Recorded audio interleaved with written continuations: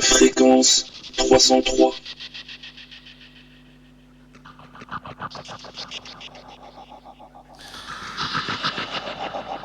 Hello, hello, hello, salut tout le monde. Voilà.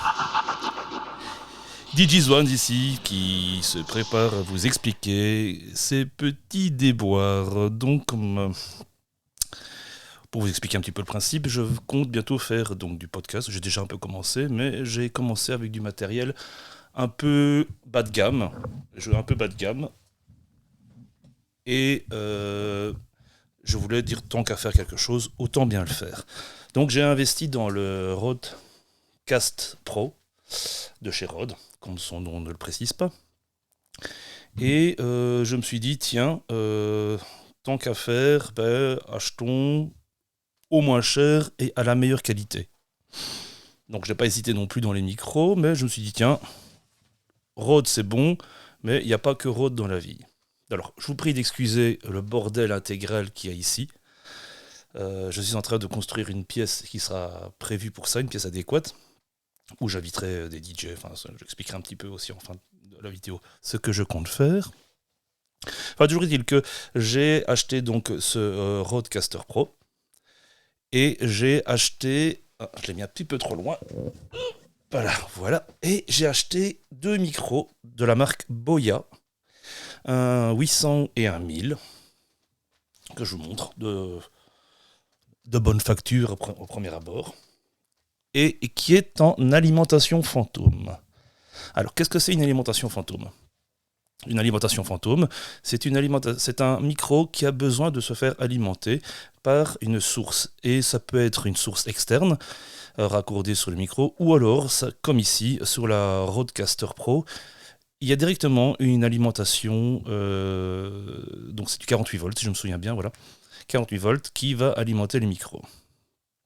Je me suis dit, bon, c'est nickel, on va faire ça, on va en acheter 2, et au premier que j'ai acheté, le tout premier que j'ai acheté, donc j'en avais acheté 2 de la même marque, 2 800 exactement, et j'étais étonné parce qu'il y avait un bruit.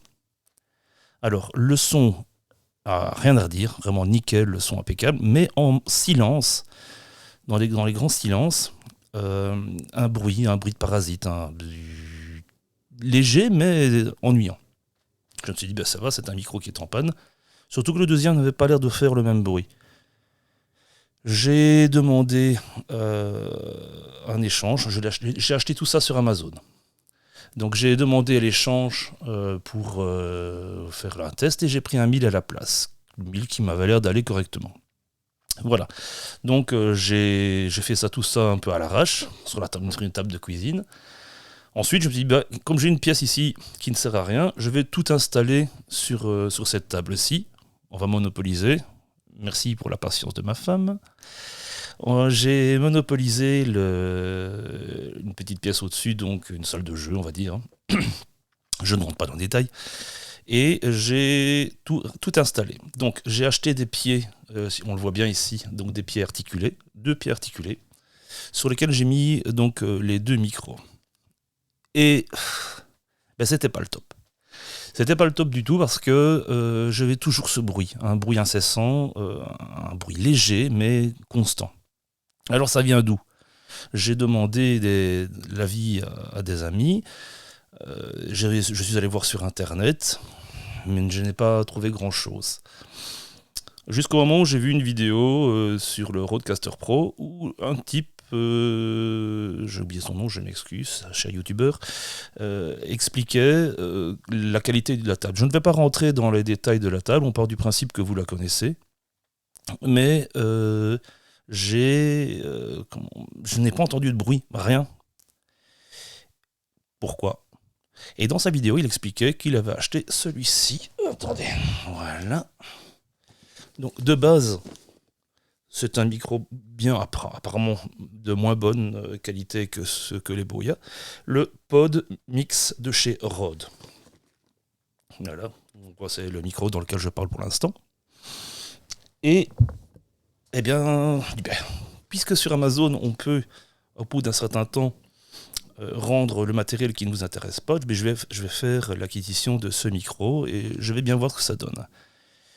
Et incroyable, à la première connexion, mais plus un bruit, plus rien du tout, le son que vous entendez maintenant. Mais vraiment nickel. Alors, si vous commencez avec un Rodecaster Pro et que vous ne savez pas trop quoi acheter, ben voilà, je voulais vous faire part de mes petites expériences. Ça ne sert à rien de se lancer dans des choses un peu compliquées, acheter du matériel, sauf évidemment si vous en êtes sûr. Mais moi, comme je commençais, je ne sais absolument pas ce que ça valait. Alors, est-ce que ça vient de la table ? Certains me disaient aussi, oui, mais peut-être qu'il faudrait que tu mettes ta table de mixage sur une prise de terre. Malheureusement, il n'y a pas de prise de terre sur cette table de mixage. C'est juste deux phases, il n'y a pas la prise de terre. Ça passe par un transfo, donc voilà. Surtout qu'à certains moments, j'ai cru comprendre que si on mettait la terre sur une table de mixage, on pourrait justement avoir encore plus de parasites. Bon, soit. Donc ça, c'est la première chose que je voulais partager avec vous pour le Rodecaster Pro. Autre chose aussi, j'ai donc acheté, comme j'expliquais, 2 articulations pour installer les micros. Et bah, c'est chouette, mais ça prend beaucoup de place. Ça prend énormément de place. Et je me suis dit, on vient d'entendre le problème qu'il va y avoir. Je me suis dit, mais pourquoi je n'achèterais pas carrément un pied de micro tout simple ? Ça prend bien moins de place, c'est juste devant vous. Vous ne devez pas pencher la tête. C'est un petit peu comme vous le désirez, mais enfin, voilà, j'ai trouvé que c'était un peu plus simple. Et de fait, c'est bien plus simple. Le problème, et vous venez de l'entendre, voilà. Ici, j'ai un autre Rodecaster. Le PodMic, pardon. Le autre PodMic. Je vais switcher, je vais aller sur l'autre. Voilà. Et ici.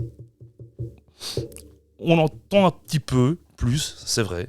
Enfin, on entend moins, mais on entend quand même encore un peu. Là où j'ai eu un gros problème, c'est que, donc, je ne sais pas si vous connaissez le micro, donc la table de mixage correctement, mais vous savez qu'on peut y accorder, et c'est même d'ailleurs conseillé, un PC portable ou un PC normal, ce qui permet d'envoyer des jingles, de programmer toute la partie pad ici pour mes jingles aussi, mais d'envoyer carrément de la musique. Vous pouvez programmer votre playlist et par un câble USB, votre table de mixage devient une carte son. D'une qualité impressionnante, je vous assure. On ne va pas se mentir, c'est vraiment du bel ouvrage. Sauf qu'un PC portable, ça fait du bruit. Il y a disque dur, il y a un peu de ventilation, il y a un peu tout ça. Eh bien, avec le pied du micro, j'ai quand même un retour. J'entends un léger, mais j'entends un léger. Que sur le pied articulé, rien du tout. J'ai pas lié à ça, j'ai simplement mis un espèce de petit coussin. Là, j'ai mis une boîte, simplement une boîte entre l'ordinateur et la table. Et c'est plus rien. Voilà, je n'ai eu plus aucun mauvais son, c'était vraiment nickel. Maintenant, comme vous le voyez, ce n'est pas du tout une table prévue à cet effet. Donc je suppose que, et dans la pièce que je suis en train de construire, je vais utiliser un gros stratifié de cuisine. Avant de faire vibrer ça, il y aura du boulot. Enfin voilà. Si donc je fais cette vidéo, c'est parce que j'aurais bien aimé moi voir cette vidéo quand j'ai acheté mon Rode, ma table de mixage Rode. J'aurais bien aimé que quelqu'un me dise je te conseille plutôt ça que ça. Apparemment, là, c'est du Rode, sur du Rode, et c'est prévu pour que ça tourne. Donc, tous les autres micros fonctionnent très bien aussi, mais moi, pour ma part, le Boya 1000 et le Boya 800, qui apparemment sont bien cotés quand même, je ne dis pas le contraire, ça n'allait pas. Franchement, pour le son, ils sont très chauds, ils sont très bons, mais dans les silences, impossible, ça, si vous êtes un tout petit peu pointu sur la qualité du son, et je suppose que si vous avez acheté une table de mixage de ce style-là, c'est parce que justement vous voulez avoir un beau son. C'était impardonnable, on ne pouvait pas accepter un son pareil. Donc voilà, donc j'ai renvoyé les 2 micros, enfin je les ai encore ici, mais j'ai fait la demande. Amazon va me les reprendre, et donc j'ai pris 3 Rode PodMic. Voilà, c'était DJ's Ones qui partage avec vous ces petites expériences. Il y aura peut-être il y aura peut-être encore d'autres expériences à partager avec vous. Je ne suis pas avare. Et si vous voulez me suivre sur YouTube, c'est du côté de chez Swans. Mais ça, forcément, vous y êtes déjà si vous regardez cette vidéo. Et en podcast audio, eh bien, c'est Fréquence 303, disponible sur toutes les grandes plateformes audio. Voilà. La prise de son, tout a été fait avec la table Rode. Vous allez entendre, le son est quand même excessivement chaud, c'est beau, c'est intéressant. Et la table est quand même très, très, très, très, très fun. Voilà. Allez, je vous souhaite une bonne journée, une bonne nuit, une bonne matinée, tout ce que vous voulez. Et à bientôt pour de véritables podcasts. Ciao!